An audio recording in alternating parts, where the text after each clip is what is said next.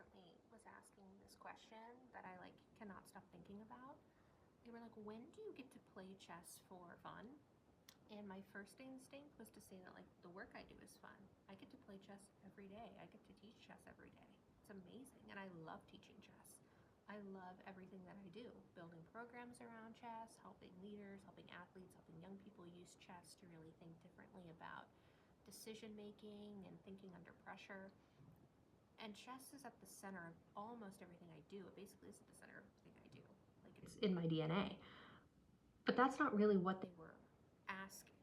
They were asking when I get to sit down at the board without teaching a lesson, building out a program, or helping somebody else think through their strategy. They're like, when do you get to be a player again?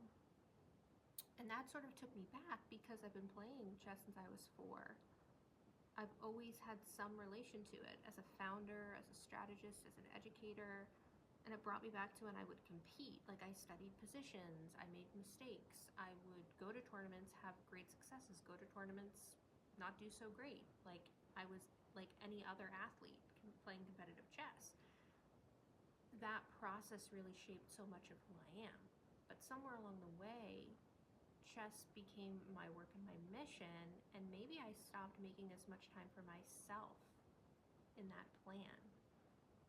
That got me thinking that leaders do this way more often than we realize. We become so focused on what we're building, who we're serving, what everyone else's needs are, that we can maybe drift away from the core of who we are before, the titles, the responsibilities, and the expectations. Because leadership is so much about moving forward. That's how it's described, constantly moving forward. But a lot of the times, the most important thing is to go back and to reflect and to go back to that space and that time when you really started something you loved. Go back to the thing that challenged you, back to the part of yourself that existed before you learned how to turn it into work. And for me, that means finding my way back to the board, not as this teacher or this strategist or this entrepreneur, but as a player.